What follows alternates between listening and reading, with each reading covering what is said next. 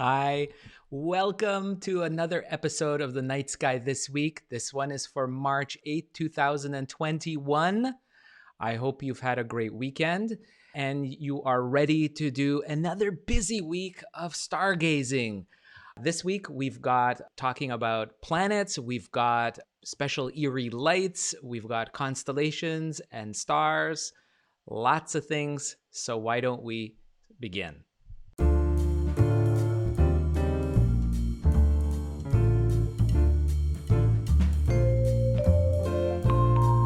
Thank you so much for joining me. And why don't we begin right now and dig into the night sky? Let's take a look on the planetarium program, what's in store. And it's a busy week this week. So I've got it set up here for the southwestern sky, Monday, March 8th. But if you're watching this archived, perhaps on YouTube or Facebook or Twitch, you'll get to see every day what is happening, what the sky basically looks like, and maybe just pinning down on your calendar of things that you'd like to go out and view. And these are things that are visible either from within city limits, or perhaps you're lucky enough to go out to a countryside where you get dark skies and you get to see a lot more stuff. So here we are. We've got our skies set up for the evening time on this week of March, or the week of March 8th. And one of the things that you'll right away notice is planet Mars, this orange bright star that's pinning down the southwestern sky. And it is basically to the right of a very bright set of stars, and that really represent the winter sky constellations of the northern hemisphere. They are visible also in the southern hemisphere, these objects, but for us here in winter time, in late winter, in the northern hemisphere, these constellations of Orion, Canis Major, the big dog that's visible, like you can see here, Monoceros, the kind of a unicorn, Canis Minor, the small dog, all of these Gemini, the twins that you can see here, all are very, very highly visible this time of the year. And we'll come back to it in a second, but to the right of this group, leading the pack, of course, is Orion with its three bright belt stars. To the right is two other orange stars. One, the closest to Orion, is Aldebaran. And you can use the three belt stars of Orion and kind of draw an imaginary bright line to the right, and close, just off to the left of that imaginary line that you're drawing from this trio of stars that represent the belt of the mythical hunter Orion, you will see the orange star Aldebaran. Now, Aldebaran marks the eye of Taurus the bull. You can see the mythological constellation here drawn out in this planetarium program, and it represents the eye of the bull. It's 66 light years away. It's a very brilliant orange star. And then to the right of this is another bright orange star, perhaps a little bit more red in color, as you can see in this representation here. Mars is a planet, of course, and it's not a star, but it does look like a bright star to the naked eye. It has more of a ruddy color compared to Aldebaran. There is a slight difference in the coloration of these two star-like objects. And of course, they're vastly different. Well, Aldebaran is a true bona fide giant star, 66 light years away, while Mars is a planet that's about 200 million kilometers away. It takes approximately 11 minutes, light minutes away that it is. It takes 11 minutes for the light to reach us from Mars. And if we look very carefully with binoculars, perhaps with the naked eye, the moon is out of the sky, so we have a pretty dark sky. Look to the right of Mars. Last week, a really beautiful sight. I don't know if you've gotten to see it. I'd love to hear if you have seen it. Mars passed very close to a star cluster called the Pleiades. You'll see it here marked out in faint right there. That's marking out the individual stars here for me. But that is I'm going to see if I can get the deep sky naming there. There we go. And this is called the Pleiades, or the Seven Sisters. This collection of stars that are right next to Mars. Mars was very close to this collection, But now it's kind of moved off, as you can see here. And it will be kind of departing and moving off farther and farther to the left, approaching Aldebaran, the eye of Taurus. So all of this action with Mars and the star constellation Pleiades, or the Seven Sisters, and Aldebaran is all happening in Taurus, the bull constellation. And so this is very visible in the early evening. Once darkness falls, you can see that Mars paired up really nicely with the Pleiades, or Seven Sisters constellation. So highly recommend that. We've talked about Mars and Pleiades and Aldebaran, but if we turn our attention to the morning skies, there's still something really cool with planets particularly. So if you can set your alarm for before the sunrise, looking towards the southeast, check this out. It's absolutely beautiful, beautiful sight. This was the sight this morning on March 8th in the morning. So if you, this is already in the past for us, but look where the moon was lined up with Mercury. We'd had Jupiter, we had Saturn right there, and then beautiful moon, all lined up. Look how beautifully lined up. Now, if we move this to Tuesday morning, March 9th, look at that. The moon will be snuggling up to the ringed planet, what I like to call the true Lord of the Rings, Saturn. If you have a small telescope, you train that on Saturn in the early morning. Again, this is about an hour to a half hour before your local sunrise. If you're in the southern hemisphere, like my friends in South Africa or New Zealand or Australia, you will see this as well, but it will be reversed. It'll be to the left, of course, of where the sun is, and it will be kind of like a mirror effect from what I'm showing you here, okay? So just keep that in mind. But the clustering of planets, of how close they are to in relation to each other, and where how the moon is, it's like that, but just reversed. They still have that clustering for you as well. So it's very, very much applicable to even in the southern hemisphere to see this. And it's just beautiful. Look at the lineup. And if we zoom in on Saturn through a small telescope, and this is what, if you got one, what are you waiting for? You got to get it out and take a look at this. It's absolutely beautiful. Look at this. I'm zooming in basically to give you a simulated view through a telescope. So you get an idea. You can see the rings of Saturn, right? There's the rings of Saturn. And look, there's even a moon of Saturn that is visible called Titan. All of this is visible. Of course, you want to get it when it's still pretty dark. So I would say about 45 minutes to an hour before your local sunrise is when you get to use your telescope to really look at those details of Saturn and find its moons, at least its greatest moons. It's got dozens of moons, but the brightest ones are the largest ones, of course, and they are visible through a backyard telescope.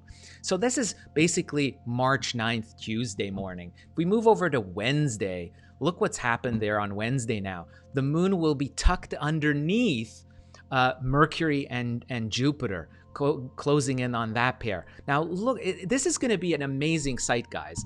What I want you to notice is the clustering, and this is a good photo opportunity. So if you like to take photographs with your camera or smartphone, this might be a really nice event in the early morning skies with everything happening close to the horizon. You can really set the scene with some foreground objects to really frame your photographs in something, to have that crescent moon and those brilliant star-like objects that you're seeing in the sky. In this case, you'll have Mercury, Jupiter, and Saturn all right above the moon. And what I want you to notice, something very interesting, I forgot to mention this before. If I move back a day or two to Tuesday, you see that Mercury and Jupiter, here's Monday morning and Tuesday morning, right? And Wednesday morning, you see the difference here of how Mercury and Jupiter are sort of aligning better with Saturn. It'll be a true beautiful lineup by Wednesday morning. So that's what you're seeing here, is a Wednesday morning appearance of the crescent moon pointing to these planets. Fantastic. So Monday morning was great, but Tuesday is going to be better, and even better is Wednesday to see this cluster. And if I know you're asking probably, well, what happens after Wednesday? This is Thursday. Thursday will be even more of a challenge to find the crescent moon. It'll be a whisker-thin crescent moon, below these planets. And by the way, if we look at the planets up close, Jupiter, again, will give you a great view of the of its disk, right? But you'll also see the moons of Jupiter on either side. That is going to be something really. Here you can see Callisto, Io, and Ganymede very clearly. These are what we call the Galilean moons, named after Galileo. In 1609 was the first person to see these moons. They're visible even with binoculars, not just telescopes. If you hold your binoculars steady enough. And then nearby, you've got Mercury. Check what Mercury looks like. I want you to see this. If you have a small telescope and you do train it on Mercury, it's not a star. It looks like a miniature version of what we call a waxing moon, or gibbous, I should say a gibbous moon. It's really neat. Gibbous means that most of the more than half of the disk is illuminated. It's a miniature version of a gibbous moon.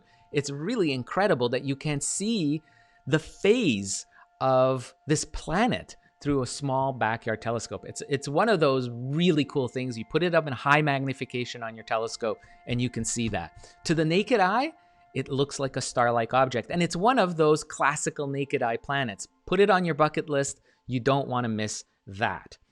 So on Thursday, what I had for you, basically Thursday, you have one more week from Thursday this week to see what's called the Zodiacal Lights. And we've talked about this last week. You can refer to that. I will refer to last week's show where we spent some time looking at it. But basically, it's a cone of light that's caused by dust spread out between the planets in our solar system. And sunlight refracts off of this dust and it glows. So it makes this dust glow in the sun. It's just like when you're, doing dusting, maybe in your bedroom and the sunlight is coming in and then you see all these dust particles floating right in front of you in the air in your room. We've all seen that when the sun is shining just right through a bedroom window. Well, it's the same effect happening except in space. And these are billions and billions, countless number of these dust particles floating between the planets.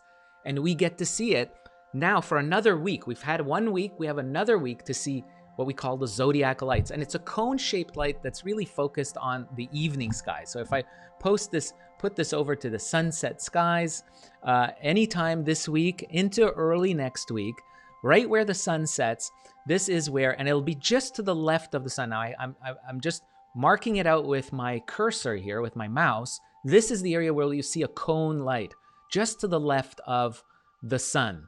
And for anyone across the northern hemisphere, this is something from a dark location you see in evening twilight. So it means around 45 minutes to an hour approximately after your local sunset is when you want to look for zodiacal lights. So I talked about this last week because with the 2-week period of observation for zodiacal lights started last week. We have one more week starting this Thursday to see it. So check that out. Zodiacal lights, they kind of looks like a glow, like the sunset glow that you see here, but even fainter. And it's kind of cone shape or pyramid shape. So that's something very cool to think that you're looking at dust that's left over from when the planets formed 4.5 billion years ago. So something really, something cool to see. And that's a Thursday will mark the next week that you'll get to see that. So this time, with the moon still out of the way of the evening sky, this is a wonderful time if we move over to Friday, and we set it a little bit later, our sky. So as darkness falls, say mid-evening, 8, 9, 10 o'clock at night, when it's very civilized stargazing for all of us, what I want you to look for this time of the year is a wonderful time to look at circumpolar constellations. So what are circumpolar? When I say circumpolar, it's surrounding the pole, right? Just like how the name suggests. And in this case, we're talking about the celestial pole. Now, the celestial pole is where, if we could imagine kind of putting if you could imagine the axis of the Earth, how the Earth spins, right? Earth is a globe. And if we would draw an imaginary line out from the North Pole out into the sky, following the axis of the Earth, right? And that would point to one particular star here in the northern hemisphere, and that's the North Star, right? That's over here. We can see it. Let me see if I can mark it off right there. It's also called Polaris. And this is, by the way, set, my sky that you're seeing is set for 45-degree latitude approximately. So the North Star for me in Montreal, or say if you're in New York or Toronto or Seattle or London or Rome, that kind of thing, it's approximately like that, about halfway up your local sky, looking towards the north. And the entire sky rotates around there, right? If I magically kind of move it forward, watch this. See, look at that. The entire sky is rotating, see, around counterclockwise. Now, of course, that's because the Earth is spinning on its axis, and that's why it's rotating. But it seems like the pivot point, the entire sky pivots around the North Star, also known as Polaris. So you can find Polaris very easily, how to find the North Star. And those of you that were Girl Guides or Boy Scouts, things like that, you might have learned this when you were kids. But it's an easy thing. We start by looking for the Big Dipper, right? Or as I think in England, in the UK, it's called the Plough. And this is an interesting 7-star configuration, very easy to see. It looks like a bowl with a handle, and it represents the back end, basically the back end and tail of a giant bear, the Great Bear. And the constellation is called Ursa Major. Ursa Major is the big bear. You can see that right here, the entire constellation, and you can see the Big Dipper. Now this is in the north. You look towards the north high. It's pretty much as high as it will get in the evening time. In the early evening time right now is when it gets highest, the Big Dipper does. And you can use it as a wonderful guidepost to finding neighboring stars. We can star hop using the Big Dipper. And so if you take the two end stars of the bowl, here I mark down, that's Dubhe, right? And Merak. And you draw an imaginary line from here at the end of here. You can see the bowl and the handle, right? If you draw a line through here and you just keep going, the next brightest star that you will hit, guess what? Is Polaris, the North Star. And it's easy to find. The North Star is about, by the way, 430 light years away. And if you and you know what? It marks off its own constellation, the Little Bear, Ursa Minor. You can see it right here. There's the Little Bear. And it's kind of a miniature version of the Big Dipper, a little twisted version of it with the handle twisted upward in a different direction. You can see the bowl right there of the Little Dipper, right? And you can see it in relation to the Big Dipper. So you can use the Big Dipper's two end stars, draw an imaginary line, it'll lead to Polaris. And by the way, the North Star, a lot of you may think, and you've heard of this, is that the North Star is not, in fact, the brightest star. A lot of people think it is in the sky. It isn't. It's not. It is a fairly bright star, but by far not as bright as many of the other wintertime stars that you'll see this time of the year. But it marks the pivot point of the entire sky. So it always stays there. It marks true north, basically, for us who want to navigate on the Earth. We can always find our compass directions by, once you find the North Star, you know where east, west, south is, right? Because you know where true north is, in which direction it is. So Polaris is a really great guidepost for us. And it's a really cool place to begin learning about the night sky, because with the Big Dipper and the Little Dipper, you can find a lot of neighboring places. And one of the ones that I want you to take a look for later in the evening, and we'll go back to this, is the star Arcturus. And you use the handle of the Big Dipper. See, what we're doing is star hopping. That's what I'm teaching you here, is basic star hopping. And we use the handle of the Big Dipper. These are the handle stars. And you see it has a natural kind of arc. It's kind of a curve shape. Well, follow that natural curve of the arc of the handle of the Big Dipper, and just keep going out. And we say we arc to Arcturus using the handle of the Big Dipper. So the next brightest star that you'll meet once you curve along the handle of the Big Dipper is the star Arcturus, which is the brightest star in the constellation Bootes. Okay, there it is. You can see that. the Charioteer.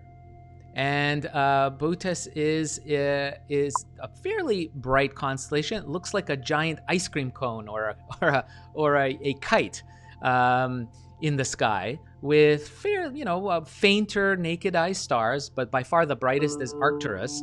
And Arcturus is this orange giant star about 36 light years away. So you're looking back in time 36 years when you're looking at Arcturus. So it's really neat. Here we go. So this weekend, end of this week, will be great with the moon out of the evening sky. Check these stars out. You get to see the Big Dipper. We look for the North Star. You can mark out the Little Dipper. And we'll talk more about that next week too. There's a lot of sky treasures in this area that we'll talk about. And of course, we've got the constellation Bootes, which is marked by its lead star, Arcturus, which is the brightest star in there. And it's easy to see, even in city limits. You'll see this if you're downtown somewhere, if you can find a good spot looking towards these. And this constellation Bootes will be with us, will be a friend for us for many months to come as it rises earlier and earlier in our evening skies and will be dominating the summertime. Believe it or not, we'll be heading into a new season soon, and these stars will be dominating the skies over the next few weeks and months. So lots of things this week. Great to see. I'd love to hear from you what you managed to actually go and seek out and explore this yourself. If you have any questions, feel free to mark them down in the comments section below. Sky watching or about telescopes and binoculars, I'm here for you. And of course, I'll be putting in sky charts and uploading pre-cut video on YouTube. So there's a whole bunch of stuff. So if you like this video and you like to see more, please show your support by giving me a thumbs up on this live stream, and also make sure that you subscribe to my channel, whether you're watching on YouTube, Facebook, or Twitch. You don't want to miss any sky information that I pack into my channels every week. I want to thank you very much for your time this week. And of course, don't forget, same time, same channel. I'll be here with next week's sky. But until then, I wish all of you guys, of course, clear skies. Bye-bye.